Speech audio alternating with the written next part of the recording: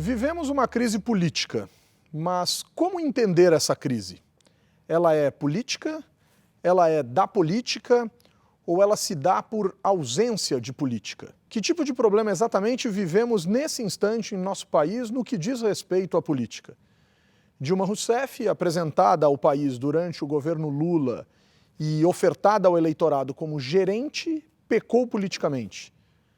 Temer pecaria também? Qual o maior de todos os pecados nesses casos? Para entender essa crise, Brasil resolveu conversar com dois profissionais capazes de nos falar um pouco sobre essa gerência e o desafio da nossa política. Luiz Felipe Dávila, cientista político pela Universidade Americana em Paris, mestre em administração pública pela Harvard Kennedy School, diretor-presidente do CLP, e Ricardo Amato, administrador de empresas pela Fundação Getúlio Vargas de São Paulo, pós-graduado em International Business pela Universidade da Califórnia e mestre em Business Economics pela Fundação Getúlio Vargas também. Ricardo, eu queria começar com você. Eu queria entender, eu gostaria de buscar uma compreensão da diferença entre o cargo de gerente e o cargo de presidente, mas eu queria que você trouxesse essa sua experiência de recrutamento no mercado de trabalho para nos falar um pouquinho a respeito, né, do que o mercado chama de CEO, no caso aí o presidente, né, e como a gente diferencia esse papel, essa figura, esse cargo de gerente.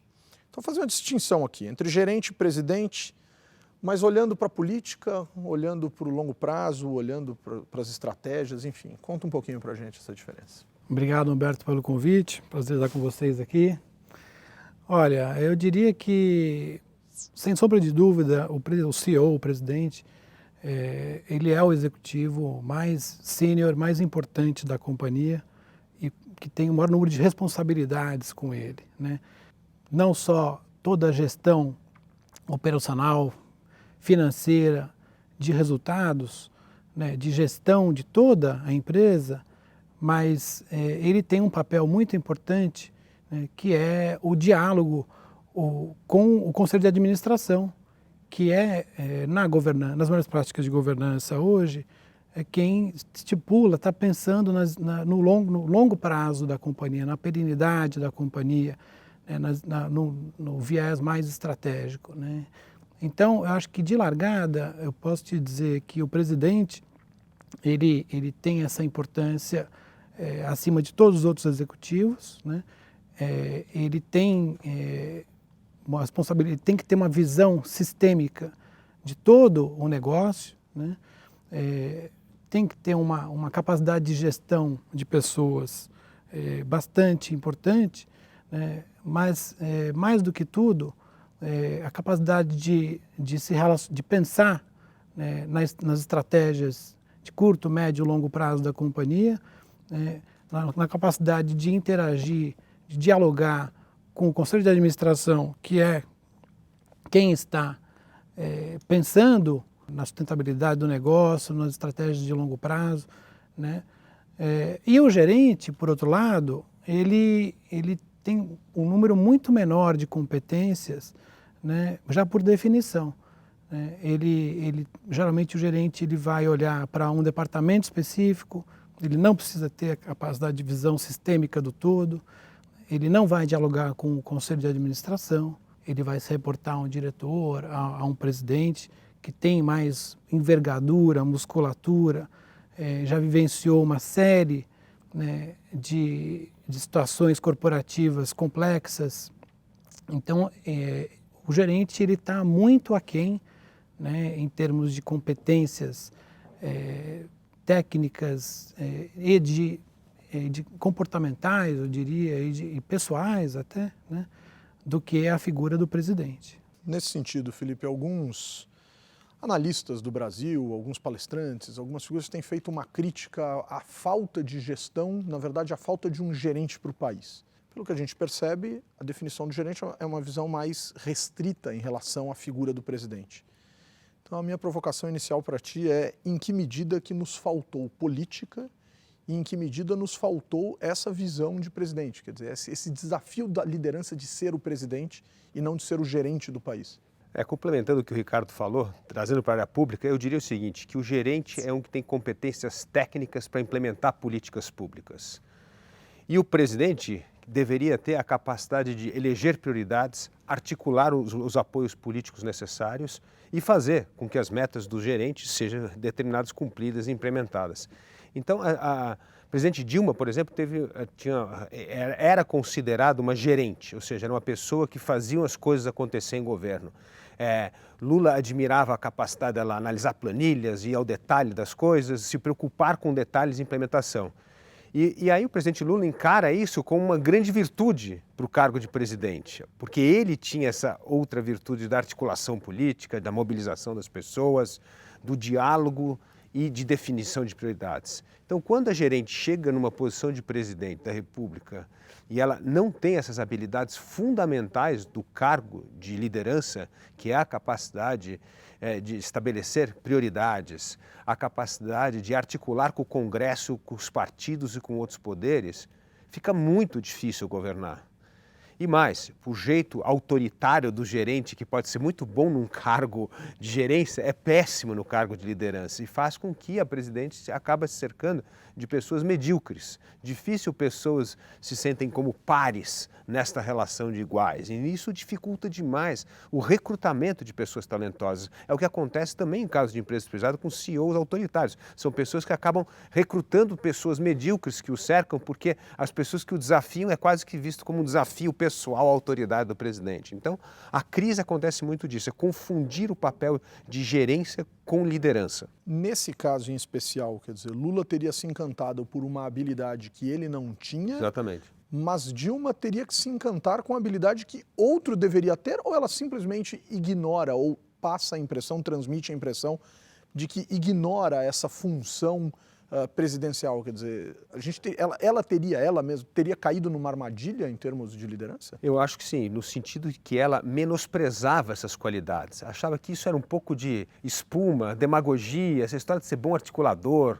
tomar cafezinho com deputado, senador, conversar com gente, chamar gente do partido para conversar, que isso era uma tarefa secundária, que a presidente vai ser sempre julgada pelo que ela entrega, pelo que ela consegue impor. Só que o problema é que esse jeito autoritário de exercer a liderança faz com que ela acabe se distanciando dos outros interlocutores. E na política não há erro maior do que você se distanciar dos outros interlocutores. Você perde o pulso da realidade, você perde o pulso das tensões. Fica difícil reparar os erros quando você está distante dessa articulação política. Portanto, em cargos de liderança política específicamente, a capacidade de articular, de gostar de fazer política é fundamental para o êxito de um presidente. Agora, Ricardo, no caso dessa capacidade de entrega, quer dizer, um presidente então, um CEO então, numa grande empresa, ele seria o responsável por entregar o conjunto da obra daqueles para os quais ele delegou responsabilidades,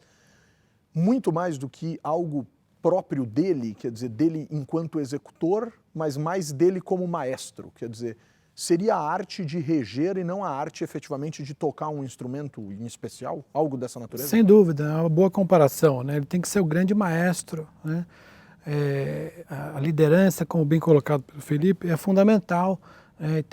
Você tem uma série de cases, inclusive escritos lá fora, contando por que os CEOs falham. Pesquisas recentes mostram que o número de CEO, no turnover nos CEOs nos últimos 10 anos aumentou absurdamente, né? E muito disso devido a um pouco do que o Felipe colocou, né? A falta de autocrítica, né? A um perfil mais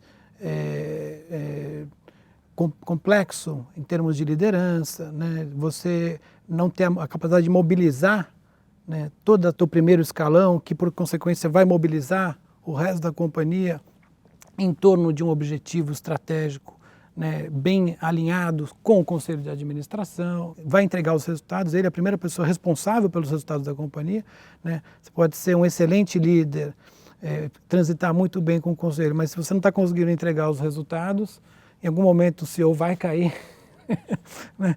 Então, tem uma série de pontos, de ângulos que a gente pode ver essa temática. Agora, esse CEO que pode cair, sobretudo pelas mãos do Conselho de Administração, a gente poderia fazer um paralelo? Claro, a gente está aqui numa conversa tentando trazer uma lógica de aproximação entre o mundo público e o mundo privado.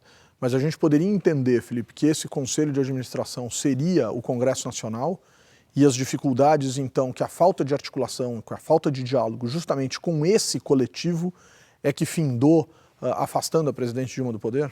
Diríamos que existem 3 conselhos, né, em torno do presidente da República. É o Congresso Nacional, o Poder Judiciário, que é o equilíbrio entre os poderes, e hoje a sociedade. Nós não podemos esquecer que tem a pressão da sociedade. Então, é uma relação muito mais complexa. Por isso que o se isolar, o não conversar, o não tomar o pulso de cada um desses stakeholders é um risco político gigantesco para você se distanciar dos seus objetivos. E a segunda coisa, que é muito difícil, e isso a presidente Dilma tinha enorme dificuldade, é de estabelecer claramente quais são as suas prioridades. Quando a prioridade não é clara, os ministros ficam perdidos, o Congresso fica perdido, ninguém sabe o que fazer e fica todo mundo tentando adivinhar o que está na cabeça da presidente. Então, um bom CEO ou um bom presidente da República, ele é capaz de deixar muito claras as suas prioridades, porque é isso que vai mover a sua equipe em torno daquilo, o apoio político e o que nós estamos negociando, porque senão a negociação fica muito difusa e muito complicada no ponto de vista de custo e voto. Então, eu acho que a presidente Dilma não soube estabelecer claramente as suas prioridades e não soube conversar com seus stakeholders, com a sociedade civil, com o judiciário e principalmente com o Congresso Nacional. Durante um bom tempo, o Partido dos Trabalhadores teve em seu site como programa do partido o programa do governo. Foi cobrado, inclusive, em relação a isso. Todos os partidos políticos têm um programa. O PT colocava o programa do governo Dilma dizendo que aquele era o programa do Partido dos Trabalhadores. A partir do instante em que há um distanciamento muito grande entre o programa ou mesmo a fala oficial durante a campanha e a realidade do país, isso também, na sua opinião, Felipe, contribuiu para a perda de norte do governo? Quer dizer, no dia seguinte à eleição, o governo teve que tomar medidas muito distantes daquilo que vinha apresentando ao longo da campanha. Isso, de uma certa forma, contribuiu ainda mais com o desnorteamento desse governo? Com certeza. O difícil é como manter fiel a determinadas promessas, saber o que negociar e o que não negociar. Quando tudo é negociável, você entra numa barganha sem fim. É muito interessante essa capacidade de um governo estabelecer a fronteira entre as coisas que vamos negociar e as inegociáveis. Há princípios, há valores ou há plataformas defendidas na campanha que têm que ser defendidas a ferro e fogo, porque é aquilo que é a identidade do partido do governo. Agora, se tudo é negociável, então vira um grande balcão de barganha e você perde o rumo. Portanto, eu acho que o governo perdeu o rumo, sim. Eu acho que o excesso de pragmatismo no PT acabou levando para barganhar absolutamente tudo. E isso perdeu o norte, inclusive das suas crenças, das suas posições e propriamente da sua ideologia.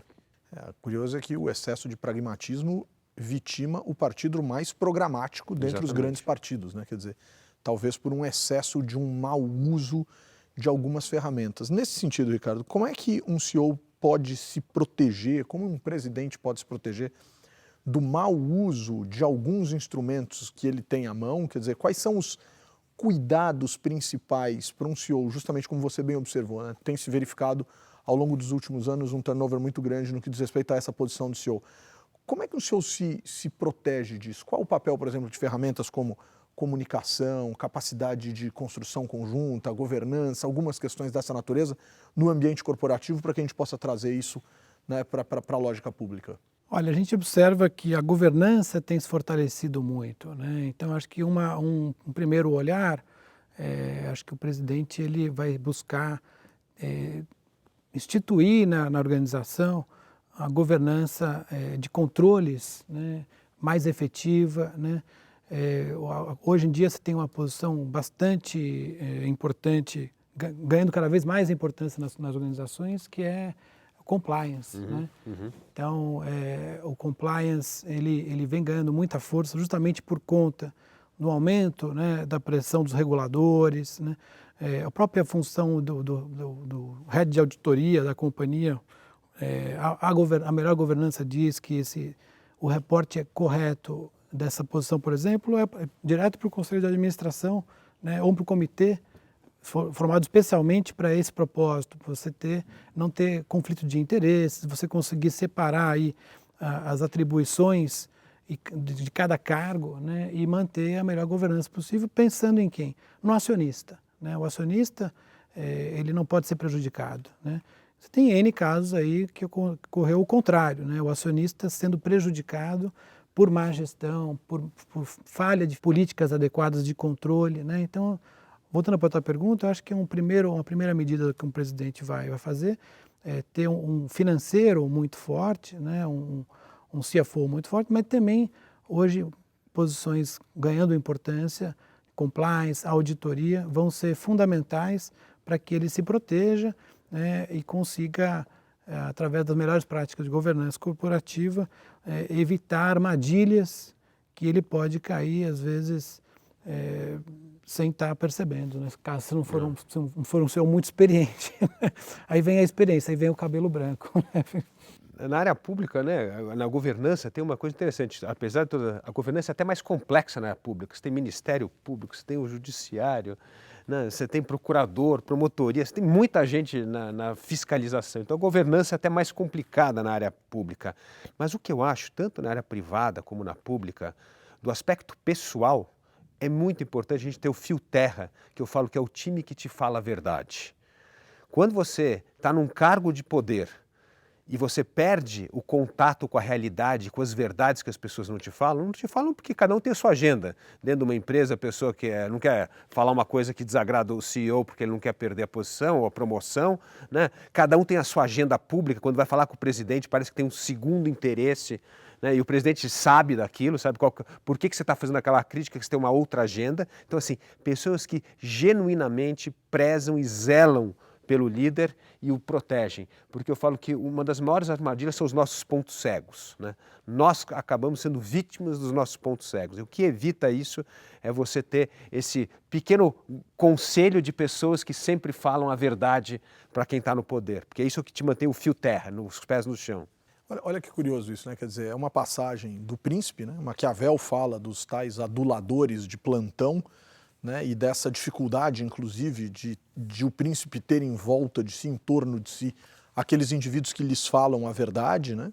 Exatamente, parece que com esse paralelo que você estabeleceu. Mas eu queria lembrar uma outra situação interessante que parece que seria capaz de casar essas duas colocações que vocês fizeram agora. Faz alguns anos, vocês devem se lembrar disso, o hoje ministro e também ministro de Dilma no turismo, Henrique Eduardo Alves, foi a uma reunião com a então ministra da Casa Civil, Dilma Rousseff, levando um bambolê nas costas. Ele desceu do carro com um bambolê. Obviamente os jornalistas se aglomeraram em torno dele, perguntando o que ele estava indo fazer numa reunião com a ministra, numa reunião na presidência, enfim, com aquele aparato colorido, redondo, né, relacionado aí a brincadeiras infantis, etc. E ele disse que estava levando para a ministra da Casa Civil um bambolê porque faltava-lhe jogo de cintura, né?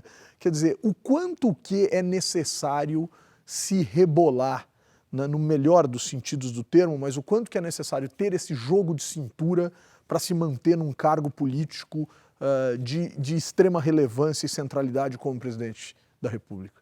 Bom, veja o caso do presidente Temer, né? Uma pessoa que há 14 anos presidente do PMDB deve saber o bambolê como ninguém. Mesmo ele com toda essa habilidade de articulação política, manter este presidencialismo de coalizão com 35 partidos, saber que você precisa daqueles votos no Congresso para aprovar as medidas difíceis e duras que o Brasil terá de assumir agora, é um jogo muito difícil. E como nós sabemos, cada um desses grupos tem a sua própria agenda e seus próprios interesses e sabe qual é o seu poder de barganha. Então, eu acho que uma das coisas, nós temos hoje uma questão de governança e de disfunção do sistema político brasileiro, com esse excesso de número de partidos. Esse presidencialismo de coalizão provou ser um regime absolutamente ineficiente, caro e disfuncional, que vamos ter de rever. Enquanto houver esse tipo de regime, nós vamos ter que distribuir cargos em ministério, nós vamos ter que fazer isso, porque senão não se garante os votos. Então eu vejo que talvez um dos mais experts nessa história de especialistas nessa área de articulação política, que é o próprio Michel Temer, o presidente Michel Temer, a dificuldade que ele encontra nesse momento de manter a coalizão de apoios que ele precisa para aprovar as medidas difíceis. Portanto, eu acho que é um excelente exemplo para mostrar quão disfuncional chegou-se o presidencialismo brasileiro. Então, Ricardo, e esse jogo de cintura dentro de uma organização privada, por exemplo, ele é absolutamente essencial? Ah, sim, sem sombra de dúvida, né? Você tem uma série de stakeholders, como o próprio Felipe estava trazendo, conselho, comunidade, clientes, os próprios funcionários, né? O acionista. Então, eu acho que se o CEO não tiver jogo de cintura, ele não sobrevive 3 meses na cadeira, ele vai acabar se queimando, né? Como que um CEO leva uma notícia ruim, por exemplo, para o conselho? Como que ele negocia com o conselho? O que se diz numa reunião entre um presidente e o seu conselho? Quer dizer, como é que se negocia, no melhor dos sentidos, né, as más notícias? As boas notícias eu acho que todo mundo tem muita clareza, né? É simples, é só dar, né? Agora, e a má notícia? Como é que você resolve isso? Isso depende muito da estratégia de cada executivo, o seu mercado, o seu nicho específico, a concorrência, né? Acho que tudo isso vai depender muito desses fatores todos, né? Para ele ter sucesso nesse diálogo com o conselho e conseguir, obviamente, atingir os objetivos estratégicos que foram desenhados no próprio conselho, né? Que é quem está guardando o interesse do acionista como o grande responsável desse lado, né? Então, eu acho que é um grande exercício, né? A gente vê exemplos de presidentes de empresa aí, de sucesso há anos na cadeira. Tem o desafio da sucessão, que é outro ponto muito interessante de ser abordado, né? A gente estava falando um pouquinho no começo da conversa aqui. Como é que a gente trabalha isso do ponto de vista público também, né? Você formou gestores públicos de modo suficiente nos últimos anos? Não formou? Como é que você trabalha isso? Como é que a sociedade contribui nesse processo? É o que você falou, né? Entrar mais para jogar e não... É claro que você tem que... Já é um progresso você ter essa cobrança, essa quarta força exercendo um papel importantíssimo, né?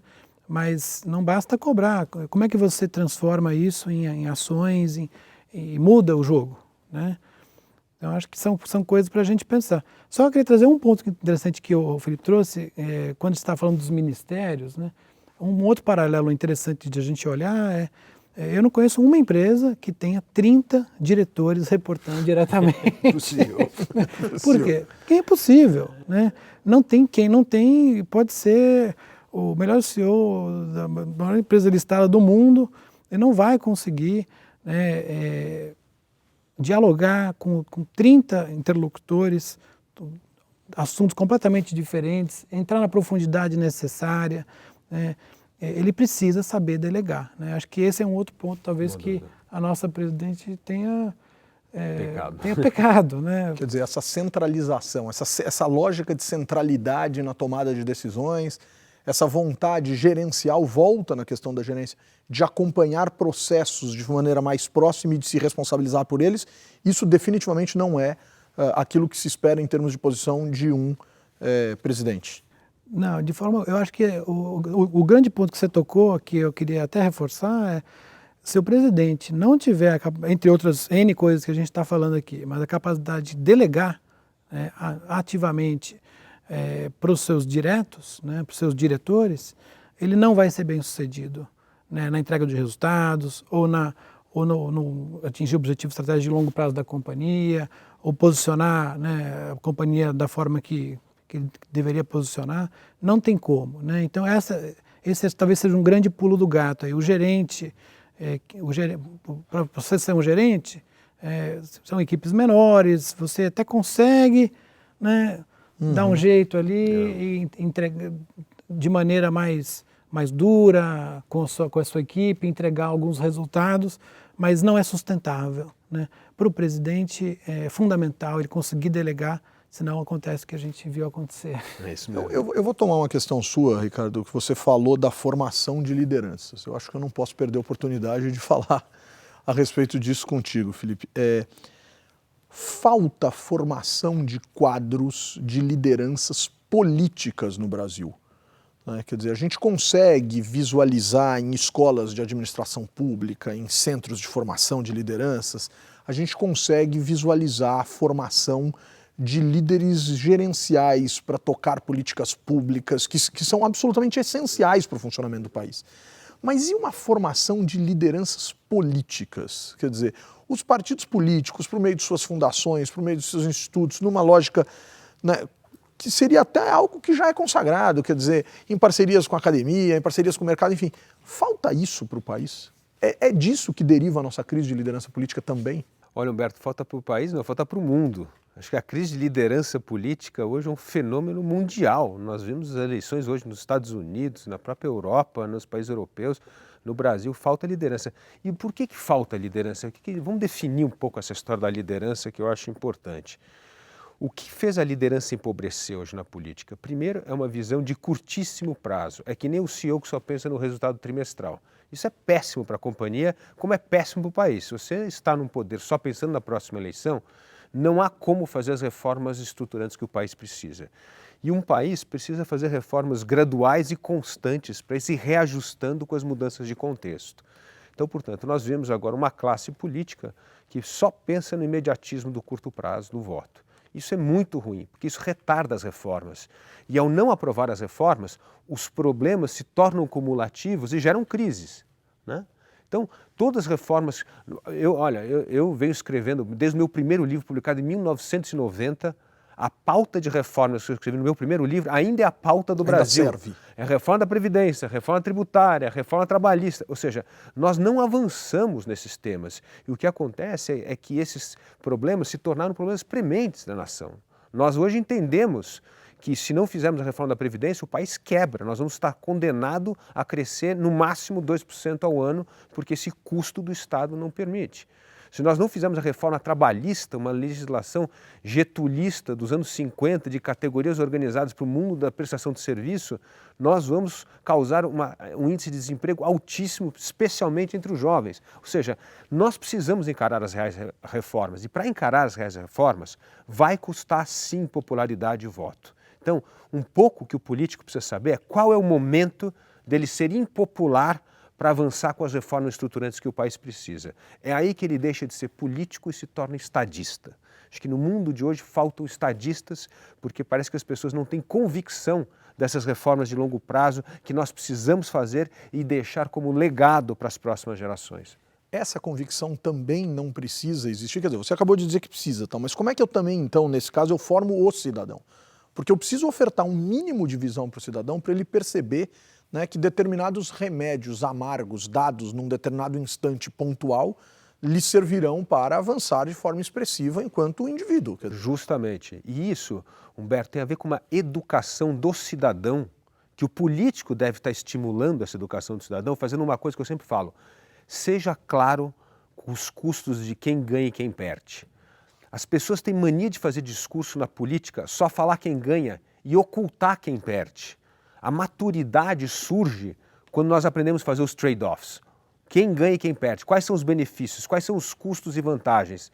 Porque se nós não fizermos essa discussão, fica uma discussão ideológica, rasa e extremamente nefasta ao país. Então, por exemplo, se quisermos ter ônibus gratuito em São Paulo, dá para ter. Só que vai ter 9 bilhões a menos no caixa, portanto não vai ter menos remédio, vai ter menos escola. Mas se esse é o trade-off que a gente quer, se todo mundo quer tanto um transporte público gratuito, dá para ter. Mas nós temos de entender quem perde com isso. Então, essa história de fazer uma discussão madura sobre as coisas, baseadas em dados e fatos, não em ideologia, dos custos e benefícios, perdas e ganhos, é fundamental para as pessoas poderem, inclusive, tomarem umas decisões mais maduras e mais acertadas quanto aos sacrifícios momentâneos para os ganhos futuros. Muito bem. Bom, a gente está perto de terminar aqui essa nossa conversa, mas eu não queria deixar de fazer uma provocação final aqui para vocês dois, no sentido de observarmos também o vice-presidente do Brasil, né, e que pode se tornar presidente, né, é presidente interino, mas pode se tornar presidente permanente do Brasil, Michel Temer. Pejorativamente falando, né, atribui-se ao Michel Temer um papel de bastidor na política e alguns chegam a falar que ele seria o mordomo do castelo. Alguns gostam de se referir assim à figura de Michel Temer. Ricardo, uma gerente terá dificuldade de ser CEO. Um mordomo pode ser CEO. Quer dizer, o sujeito que é o indivíduo que lidera pelos bastidores, ele tem essa possibilidade? Quer dizer, ele está esperando uma oportunidade ou também certamente encontrará dificuldades naquilo que diz respeito à sua vivência cotidiana, nessa função tão estratégica? Olha, pelo menos de largada, né, um pouco que a gente pode observar, eu acho que ele conhece como ninguém os bastidores do Congresso Nacional, né? Então, essa vantagem comparativa ele já tem. Ele certamente vai apostar nas vias corretas ali para avançar com as reformas tão importantes, né? Principalmente o que é correto ali, né? Exato. Principalmente as estruturais de longo prazo, que é um pouco o que você estava falando, que, fazendo um paralelo para as companhias, é o papel do Conselho de Administração, né? Ele está pensando a longo prazo, né? Ele vai definir a estratégia de longo prazo e o presidente vai ser o grande responsável por implementar e entregar o curto, médio e longo prazo. No lado público, se o Correio deveria estar fazendo esse papel e não faz, como é que a gente avança? A gente fica enterrado em temas importantíssimos como previdência, como tudo que você comentou agora, e porque não dá voto, né? O que você trouxe, né?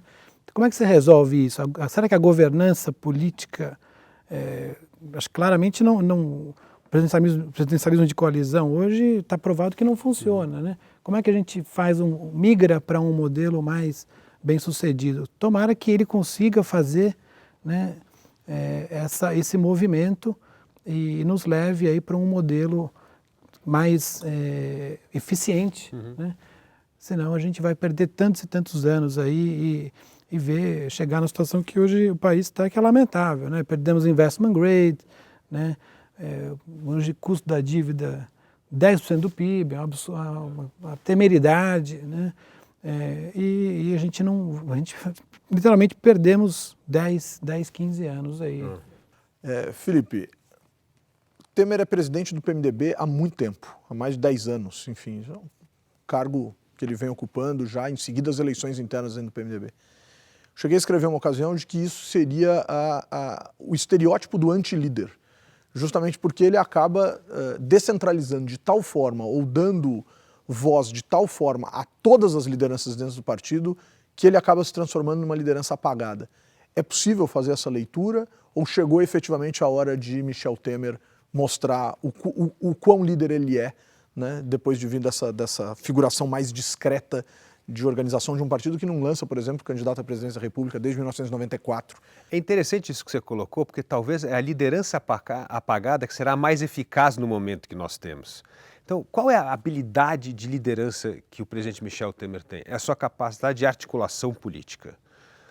Mas ele precisa ter duas outras habilidades. Primeiro é deixar claro os seus objetivos de curto prazo, porque ele tem uma agenda agora realmente de 2 anos, não dá para ter uma agenda muito maior. E eu acho que essa agenda tem que ser pensada, quais são as medidas de maior impacto com menor custo político. E se nós pensarmos nessa matriz, tem que ser geração de emprego, a retomada da confiança no país e a melhoria da economia. Acho que são as duas coisas importantes para essa retomada da confiança. Então, olha que coisa interessante como já mudou o perfil do Ministério. Apesar da distribuição política dos cargos para assegurar a base, repare quem é o segundo escalão dos ministérios. Só gente técnica e renomada. Que dizem que é quem efetivamente trabalha. E quem trabalha. Então, o que ele está dizendo? Os ministros, por ter a densidade política, têm a responsabilidade de assegurar os votos dos seus partidos no Congresso. E quem vai tocar o ministério, quem está com a agenda da entrega, com os gerentes, é o segundo escalão, que é gente absolutamente renomada e de grande expertise técnica. Então, me parece que o time está bem montado, as metas estão bem definidas. Qual é o risco da gestão Temer? É cair na negociação excessiva que vai desembocar no fisiologismo. Eu acho que isso mataria a agenda política de curto prazo. Ou seja, se cada negociação tiver que ceder muito, recuar, isso vai prejudicar demais o governo e dar sinais de fraqueza. Esse primeiro recuo, por exemplo, só para dar um exemplo do Ministério, criar o Ministério da Cultura, acabar e recriar, já mostra, né, um recuo. Pode até ter sido que foi um recuo estratégico importante, mas que isso dá sinal para o MST e outros movimentos a começar a botar pressão porque o presidente cede no momento desse, é uma coisa que um pouco me preocupa. Então, assim, acho que ele tem que usar bem a habilidade para criar os consensos em torno das prioridades e não se sentir ameaçado por tipos de pressão que pode desembocar no fisiologismo e isso sim comprometer as metas de longo prazo do governo. Portanto, um ativismo da justiça, um ativismo da sociedade e os desafios da nova liderança de um presidente que chega ao poder, né, por meio de um processo de impeachment da presidente, né, são os desafios aí que nós temos a conferir na história desse nosso país, que nós estamos escrevendo, né, e certamente daqui a algum tempo teremos muito mais facilidade de entender o que aconteceu. Mas o interessante de olhar o presente é justamente o quanto ele nos desafia. Quero muito agradecer Luiz Felipe Dávila, Ricardo Amato, né, e muito obrigado por a gente ter conseguido fazer essa conversa, né, de uma tentativa aí de estabelecer esse paralelo entre o mercado privado e o mundo público no que diz respeito aos desafios das suas principais lideranças. Obrigado. Obrigado. Obrigado, prazer. Prazer.